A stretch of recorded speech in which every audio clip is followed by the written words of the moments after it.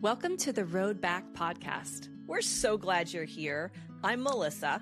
And I'm Desiree. We're two trauma-informed coaches and real-life friends. If you're returning to yourself, your dreams, or your sense of belovedness, this podcast is for you.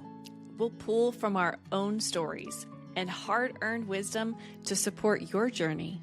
So take a breath and remember, you belong exactly as you are.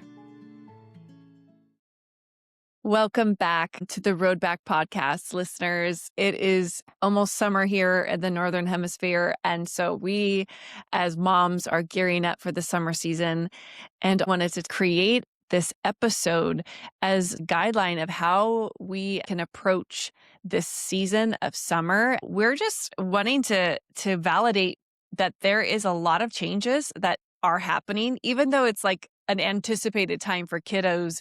There could be a lot of feelings as parents. Sometimes there's excitement. Sometimes there's dread, that feeling of dread of like, I'm not ready for this. We're hoping in this episode to really take a look at some of the expectations we have for summer, what that's like to put pressure on ourselves to make huge memories, or just this overall sense that I need to do it all. I need to keep working. I need to keep entertaining, show up for my kids. We're hoping to create this framework of how we could actually approach this summer. And hopefully it'll help you like it's helped us. Yeah, because as a mom who's now been a mom for 18 years, because my oldest is 18 and your oldest is a little older, it is funny the wisdom I feel like we've learned some life lessons.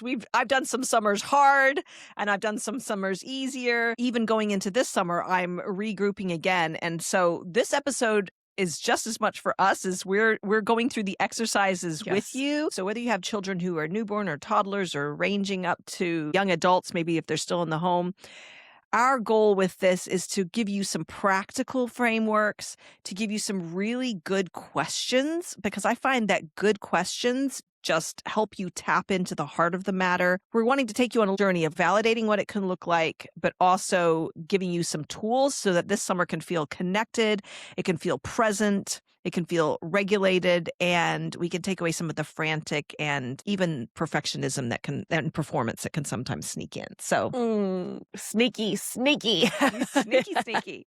Yeah. And point one we want to start with is talking about our capacity and steering away from a fantasy world of like, oh, my kids are going to be perfect and I'm going to be able to juggle my work and my life balance and nothing's going to go wrong.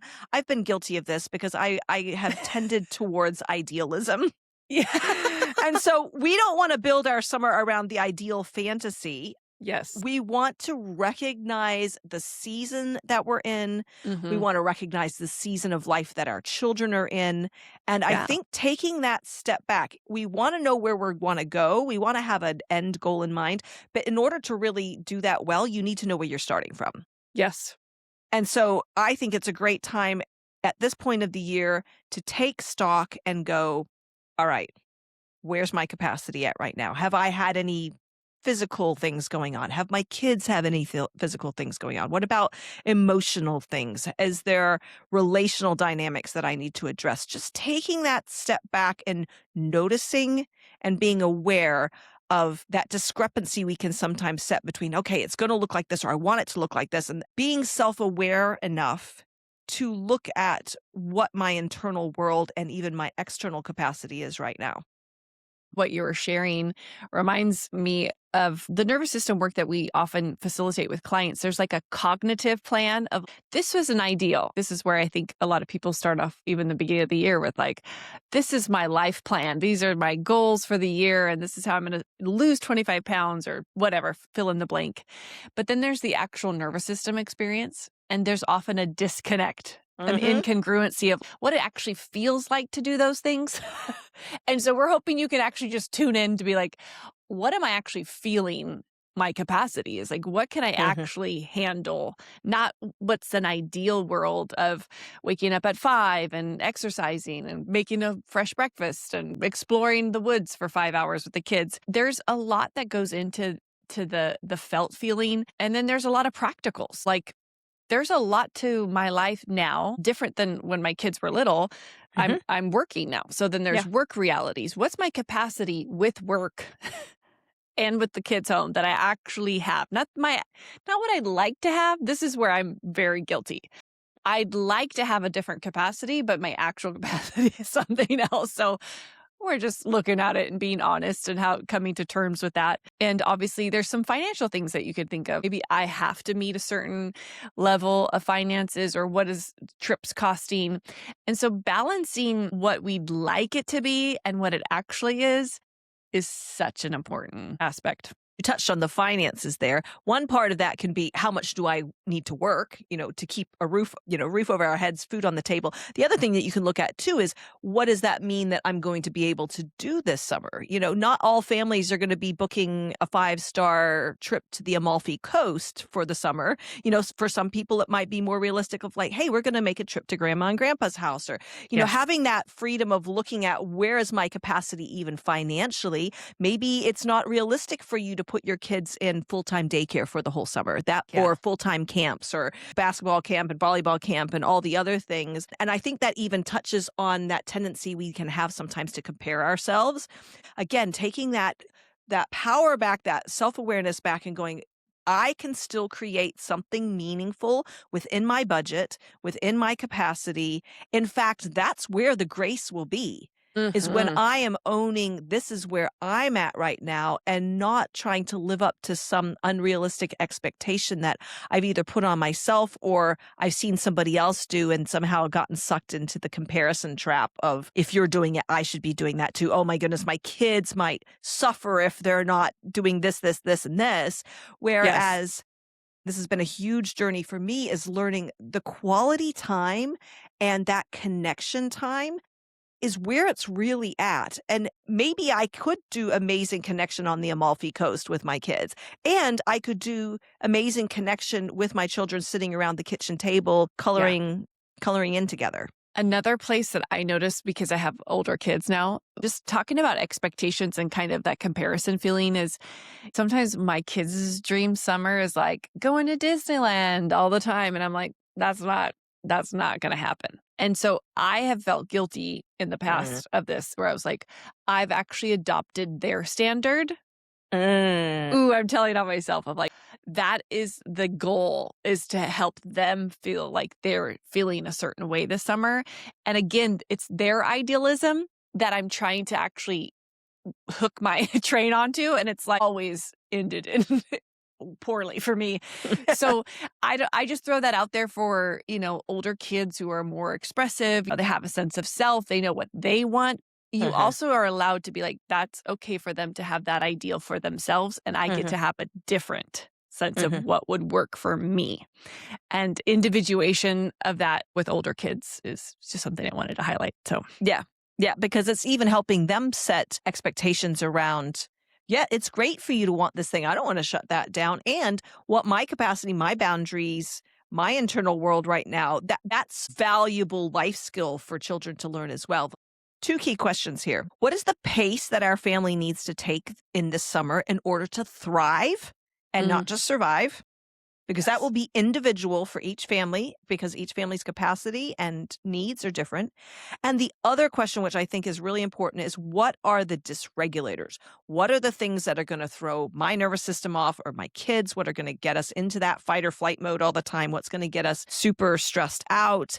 Again, that's a very individual question, but those are 2 questions we can ask ourselves from the beginning to really become mindful about what's going to empower the summer to feel like one that we love versus a summer that we're just enduring.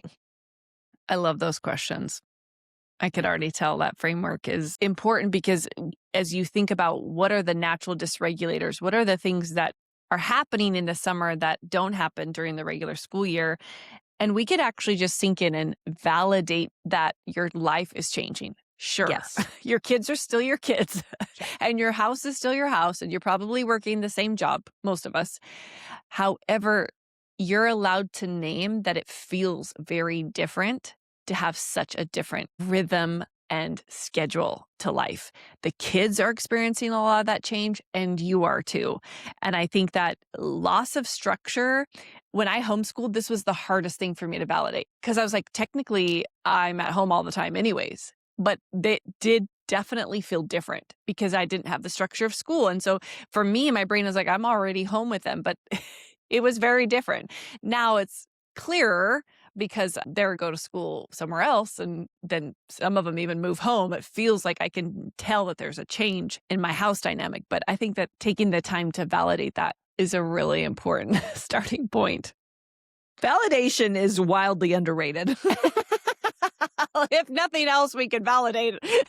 We can validate because I'm guilty of the same thing. I overestimated my ability to transition from one season into another. I thought because my logical, analytical mind knew the last day of school is this day and summer vacation runs from these weeks to these weeks, therefore our schedule is shifting, naively assumed that because I mentally understood what was happening, that my nervous system would catch up as quickly. And so I would feel this tension sometimes. And that's why I'm saying the validation is so great, because I didn't know how to give myself the grace or even validate my own experience when I would start feeling frustrated because like, oh, why isn't it working? And we're 2 weeks into summer and we haven't found a rhythm yet. And some of that was because I wasn't as intentional in those seasons, but also I had unrealistic expectations on my own ability to manage a transition and to work through a transition. It's not just like flicking a light switch on and one day we're in school and the next day we're not and everybody's completely transitioned from one to the other.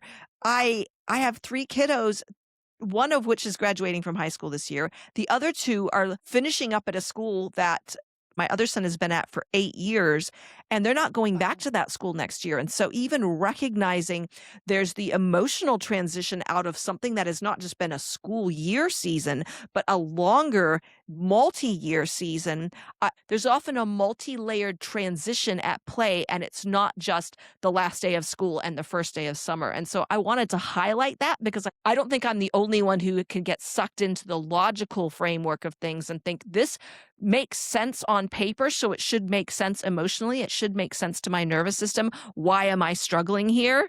And instead stepping back and going, oh, there's more at play than just the calendar and the dates and the days of the week here. Yeah, absolutely. And so much of what you're saying is we want to validate in this transition, which is nuanced, multifaceted transition for our nervous system. It's not just our systems that are adapting, it's also our kiddos' nervous systems that are adapting. I think it's so funny because I'm like shocked all the time about my emotions of things. I'm like, where'd that come from? Like I knew this was coming, but I didn't. You don't anticipate the feelings or what might come, and so hopefully you can see yourself be like, oh my gosh, that's what it's been. But I think for parents is that there is a sense of predictability during the school year that kiddos are somewhere, even if they're in college, they're doing their thing, and there's a loss of that predictability, and that's an important factor that actually impacts your nervous system. If you think on a neurological level, transitions and times, it takes many weeks for your nervous system to adapt and your brain to be like, oh, this is the new normal. Without the multifaceted layers, other triggers and other experiences in our systems that may create even a longer timeline, giving yourself the realistic expectation and validating of like, I can actually now change my expectations to anticipate that I'm going to feel certain things. And this might take a while for this to feel quote unquote like the new normal. It's like a huge shift that I've been trying to incorporate and it's felt so helpful. I'm like, oh yeah, it's been 3 weeks. This is about right. Changing the expectation has really helped give it space and validating that it takes that much time. Yeah. Lifting off the pressure and even acknowledging that there can be a little bit of grief or a little bit of wistfulness sometimes. I have learned to really love my summers with my kids. When I didn't understand the transitions as well, I would find myself resisting things and then it would prolong the transition because I wouldn't quite know what was going on. And so I'd be almost bucking up against it of like, oh, this is feeling off. But being able to open up space and go, okay, there's some freedom that I have in my days when my kids are at school. I'm not bad to miss that sometimes. It's not bad to suddenly go, wow, they're at home 24/7, especially when they're little, and some of my free time is disrupted or some of my rhythm is disrupted. I'm not a bad mom for recognizing that that might feel hard. Yeah. or that maybe I'm a little bit sad about it. I'm not a bad mom if I have moments where I was like, wow, it was easier when they were in school, or wow, I had this one time a week when I had this special thing that I could do, and now that needs to change. It was harder for me when I made myself feel guilty or ashamed about feeling that way than it was when I just stepped back and went, okay, I'm going to have thoughts. I'm going to have feelings about this. It doesn't make them good or bad, doesn't make me good or bad. My kids are going to have thoughts and feelings. Can we Mhm. just open up some space and give ourselves some grace to be where we're at? And I think as I've done that across the board in my life in general, Yes. I've learned to be much more gracious with myself and probably as a result with others too. So, so good. Beautiful. Mm. We have 3 questions that you can ask yourself to create a framework on how to move forward and to help yourself create goals and a structure for your summer. And the first one hopefully will get you considering yourself, because a lot of parents think only about their kids or what has changed. And this is our summer too. And the question is, who do I want to be this summer? How do I want to feel? What is it that I might need? What is my life inviting me into? What is my heart inviting me into? What is my body inviting me into? What is my season inviting me into? I think that is a great place to start because I think understanding, especially if you're the primary caregiver at home or you're in a role where you're going to have potential disruptions to your schedule, maybe your work schedule, your daily rhythms, recognizing what are those essentials for me? Who do I want to be in this summer? What are the things that need to be in place so that I can put on the metaphorical oxygen mask first so that my needs are being met and therefore those needs being met are allowing me to show up in the capacity and the way that I want to, Mhm. so that I'm not living in a constant reaction mode Yes. to the environment around me or my children. I think taking this moment to be intentional and letting that answer in particular, like who do I want to be this summer, is like a little stake in the ground from which Mhm. I am going to then build out the rest of my summer schedule. A word that came to me a lot today was the word rhythmic. Having a rhythm feels to me more spacious than a regimented routine. Mhm. I need that a little bit. Some people thrive with really strict routines. I don't. I need rhythms that are predictable, but I also need flexibility. And so just for me, that's okay. I want to be rhythmic. I want to be rested. That was another one that felt important to me. Any words that came to mind for you or phrases, thoughts for you, Des? One of my goals in life, general, this whole year, but definitely for the summer, is I just really want to be present. Mm-hmm. And so, what do I need to allow for that capacity to be able to be present with my kids when I'm not working, presence to work, presence to my children, presence to my friends, Mm-hmm. presence to my life, to my own heart. Similarly, the intention here is it's like a foundational anchoring for your summer. So I love that we started here, because if I have that in mind, I'm more likely to let that be a tethering point for me to like, whoa, how's my presence doing? Like, how are my rhythms feeling? It's a guide that we can come back to and reset as many times as you need Mm-hmm. throughout the year. I love that you said present. Present felt really important to me too, because that is something that I can struggle with when I'm living in reaction mode.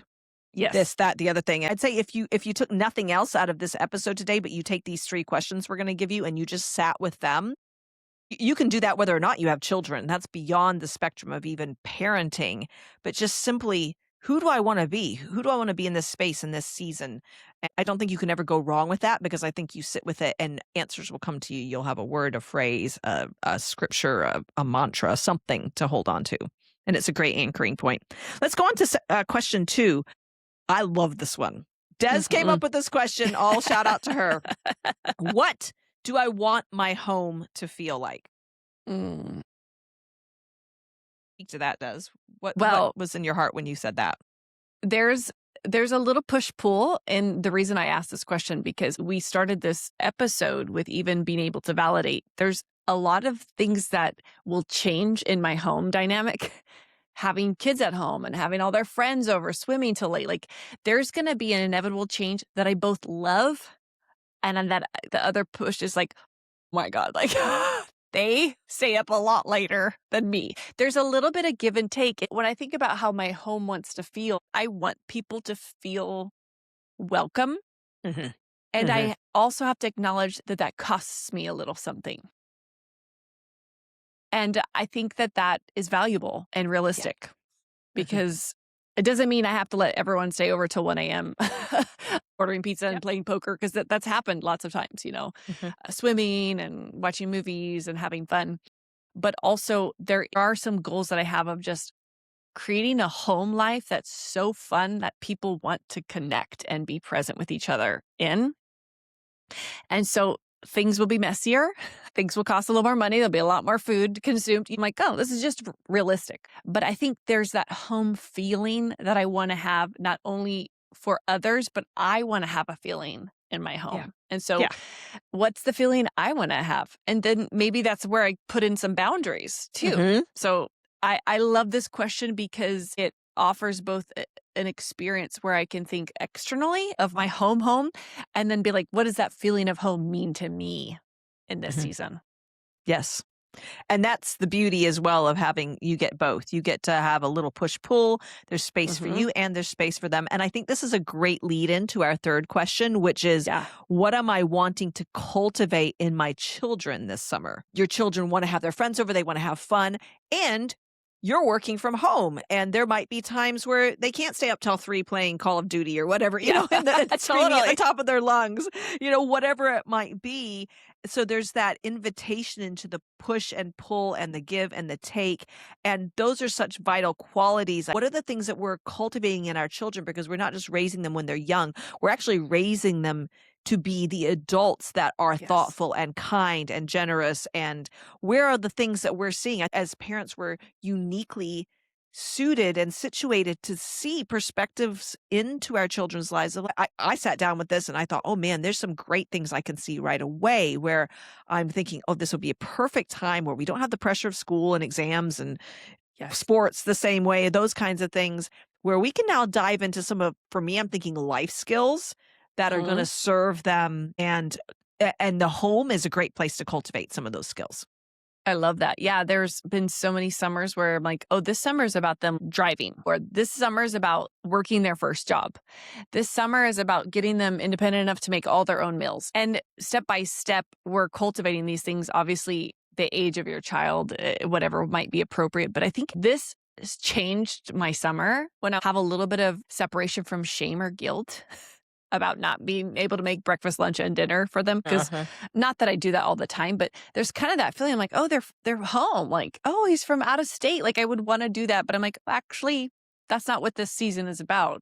Yes. This is about them just being independent. And another thought I have is we love to host. And so I've noticed when my kids host people, my daughters will like get the napkins out and they'll get a water pitcher and then they'll get snacks out and then they're in charge of cleaning the snacks. And so cultivating that rhythm of this is their home and they're hosting. And so they're taking ownership. Even these life skills of self-orientation and the ownership of if I am having people over, this is what I'm going to do, or this is something I want in my life to learn to drive. So I need to study and I need to plan my test. And those are great goals to lean into to help establish those life skills.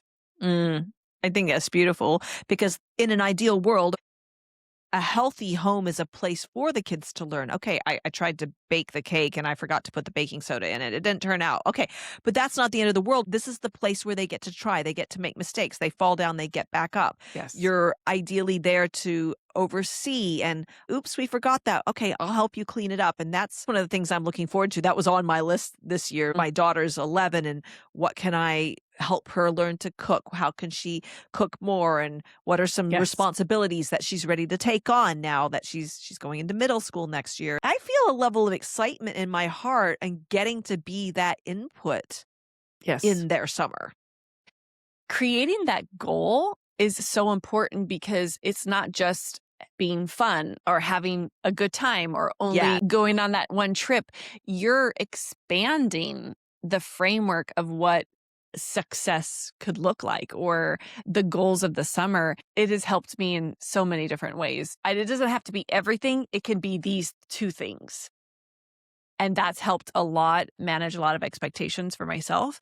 Mhm. And it is so exciting. I mean, I think when your kids grow up, it's lovely. I love it. Like, it was so fun when my kids learned to swim. I remember that being one of the goals, right? It's pretty fun when they get so independent. And I think it shows the value. I've had years where travel was a significant part of my summer, so then the goals are different. But there's no minimizing or less than experience if, say, this is a summer where you're gonna be home a lot more. Yes. There's still a way to create meaning and intention around it without it having to be like, like you said, they wanted to go to Disneyland every weekend or something like that. That Yeah. might not be the realistic option for you. That might not be the season you're in. And I want to highlight that we can fall into traps sometimes of being like, okay, well, if we're not going away, I've been guilty of this. Oh, I want to have my kids have this magical summer and all these beautiful memories. If we're not careful, we miss what the children actually need. That quality time and that connection. I mean, I sat up last night. NBA playoffs are on right now. And so my boys and I are sitting downstairs last night. I should have been in bed, but I've learned that teenagers, they want to talk at Mhm. night. They don't care about talking at 8 o'clock in the morning. 11 p.m. at night, it's like game key. on. Let's start talking about stuff. My son's showing me random reels on his phone that he thinks is hilarious. I swear if I asked him those questions at 7 o'clock in the morning or 8 o'clock or 9 o'clock in the morning, I'd just get a grunt. I would not get the same response. And recognizing it, and I feel proud of myself and the growth that I've had because I think Yes. that, especially as you grow and you mature with your children in many respects as well, I've learned to recognize, okay, I might have to sacrifice some sleep. And that's Yeah, something I need to take into account this summer. Do I want to change my wake exactly. up time a little bit? Do I need to change my schedule a little bit in order to accommodate these meaningful connections and the quality time moments, especially the older they get when you know that they're getting closer to, leaving the nest, so to speak, maximizing those times with them while they are still at home feels like gold. Yeah. Yeah. It is precious. They're organic. That's what I loved about this late night watching the games thing. Oftentimes we think that we have to plan a 10-step Yes. situation, and it's really about creating a space and a framework of who you wanna be, like, these questions we're giving you, so that you can organically just be like, "Oh, this is the moment. It's 11 p.m., and this is the connection time that I've structured my framework around so that I could be present here, Mhm. and I can go with the flow, and I can make adaptations and be in the moment." So I love that story because it's so true. The older they get, you have to organically grab the moment. It's not like you have to plan out the moment when they're gonna I cannot It figure it doesn't out. always work that It way. doesn't No, because work. they might not be ready to connect when, and so learning those rhythms, and each parent will know their own children and their own idiosyncrasies and their quirks. Yeah. My daughter doesn't do super well up late at night. If she stays up late too many nights, she struggles throughout the day. So she's kind of a creature of rhythm. She needs to go to bed at a set time. So then I get to think about what are the meaningful ways I can connect with her throughout the day. In a nutshell, it's really understanding your children's love language and the love languages of your family and going, how do I create places to fill up their love buckets? How do I create places to make those meaningful connections? I think every child thrives with quality time, but those quality moments could be 2 minutes or, Yes. 5 minutes of your presence and focused attention can go a long way to filling up their emotional bank account.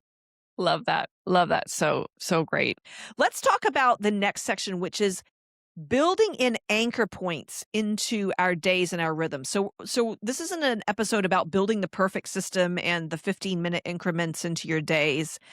This isn't that episode. This is about getting anchor points throughout your days or your weeks or even a month in order to find a place that you can return to when you're needing some guidance. We're not pro no plan. We're also this isn't the episode on structuring it so regimentedly that you don't have room for any flexibility. I have to have flexibility. I can't do it any other way. And so one of the things that we've discovered is take those answers from that last section and your questions. Now let's use it to build out. One of the things I've done with my kids over the last few years is we do like a little summer bucket list or a summer bingo Yeah, card of what same. are the things that I would love to do. And I get each kid to do their own. And you'd be amazed at the end of the summer how many of those we've actually had a chance to check off, because often the things that the kids want aren't the most expensive, aren't the most outrageous. They are often meaningful, like a certain movie night. One summer, my boys and I went through all the Marvel movies Yeah. in chronological order. And it was so Yes. fun because that's what they were at, an age where they loved Marvel and they loved Avengers. It might be one night a week or a couple nights a week. It depended how our schedule worked. And we made our way through all of them. And it was so fun. That didn't cost us more than the cost of the movie rental, but it was meaningful and I'll always remember it. So what would you add to that too, Des? I'm thinking slightly different, but they're also frameworks of I have a rule that you can't ask me to invite friends over when I'm working. Friends can't come over and swim until after I'm out of work so that I can keep my eyes on you. So I have certain like anchor points like that just feel like non-negotiables. That way the kids know. That eliminates a lot of asking me questions that they don't really need to ask me. I'm like, oh yeah, you can have a friend over after 4. Mm-hmm. And you kind of set the expectations clearly at the beginning of the summer. Here are some guidelines that we're going to operate within. Yeah. I have kids that, play musical instruments. So I'm like, okay, we can't play, we can't jam out until after mom's done with work. Honestly, those are conversations that I have that are pillars or anchor points for the summer dynamic that feels clear to them. We have family dinner once a week. And so we'll talk about what would be fun to do for family dinner. Do we want to barbecue? Do we want to roast marshmallows? Get them involved so that they sort of own that family dinner too and could be a part of creating the things that we're doing. Is it a game night? What's the fun things that we want to do? So it's definitely something that we use as an anchor point. I love the family dinners too. I try to do one night a week and I intentionally cook a meal that I know everybody loves. Yes. It's definitely one of those nights where I put a little extra effort into it. Maybe I cook a dessert or I do something maybe a little over the top compared to what it would, maybe not quite as simple. It's a little bit more involved. When my kids love the food that I'm making, Yes. it's a different experience. Some meals, 2 of my 3 children will love, and 1 kid will be like, I don't like this one. But I'm like, that's just part of being a part of a family. You don't always get your way. And I try on those intentional family dinner nights to just go, okay, I'm going to cook the family favorites. Everybody's going to love it, especially the older ones. I like, now that they can go out and stuff like that, it incentivizes them a little bit more like, oh, I'll be home for that. I'm at my girlfriend's house, but I'm definitely going to be home because you're making that tonight.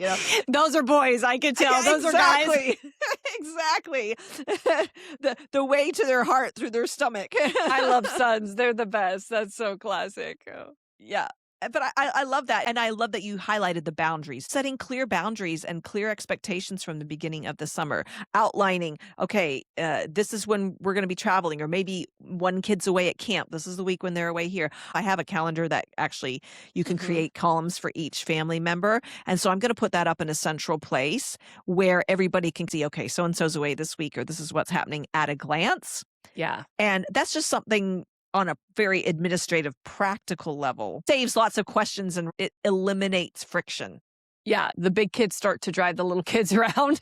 And so it's helpful just to be like, okay, this is where you're helping me. This is where I'm helping her, him, taking it around. So I love that. Just really practical support. It's important to highlight here too, that in this preparation, the best laid plans, the conversations with your family, we need to also prepare for reality. When my kids are in each other's space 24/7 over the summer, there's inevitably sometimes a bit more sibling conflict. Sometimes there's some meltdowns here and there.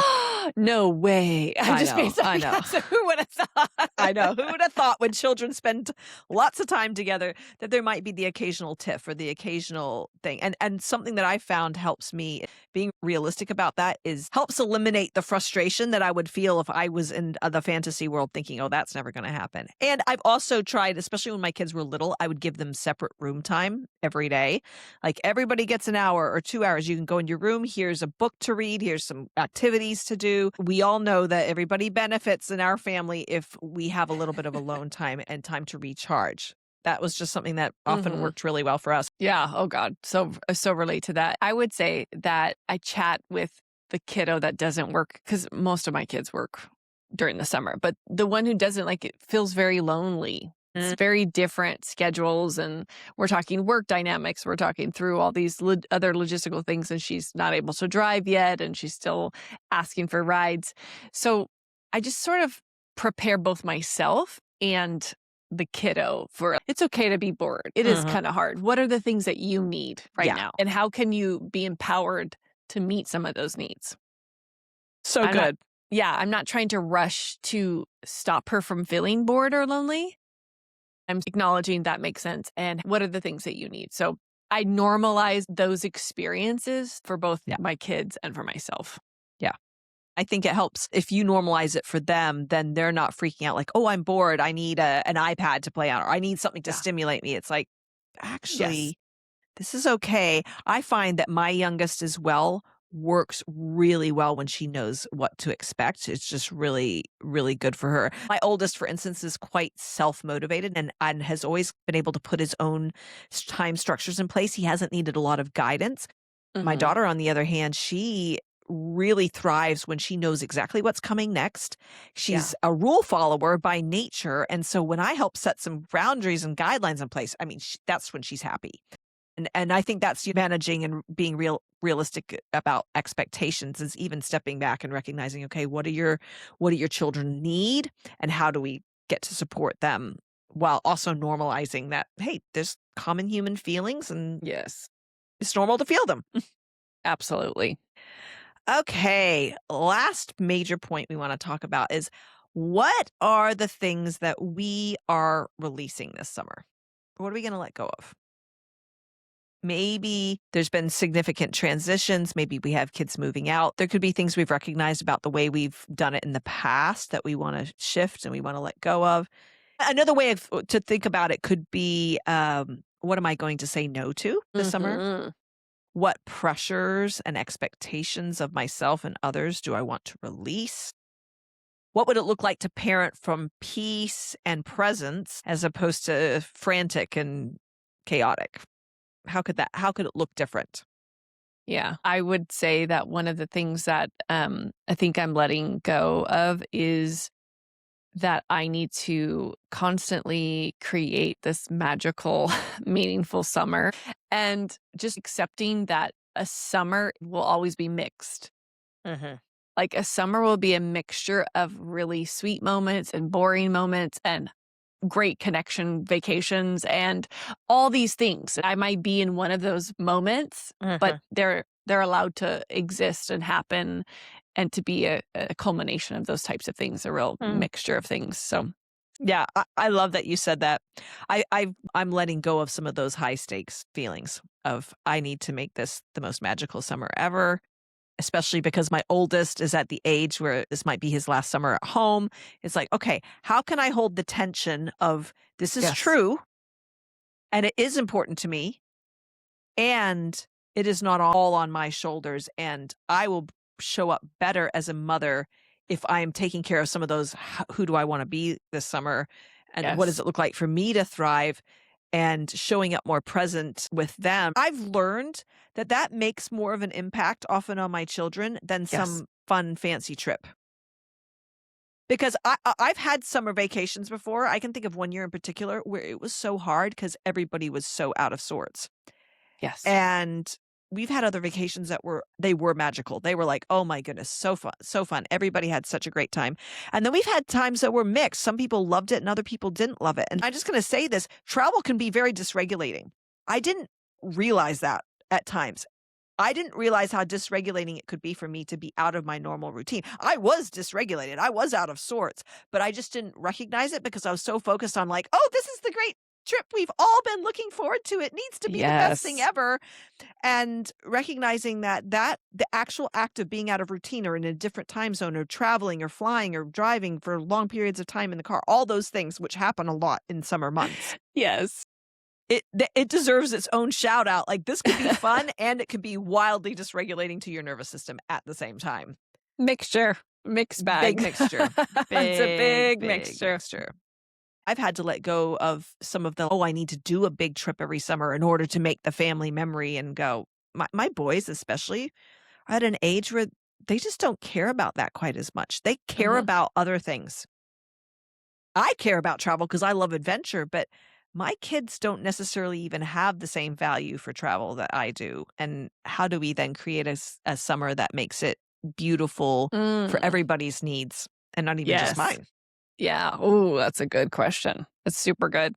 I would wanna gift every heart that's listening, mother, father, even if you're not a parent, when you think about the summer, I just wanna give your system permission to be really self-aware and to Mhm. really notice where you're actually at and what you might actually need.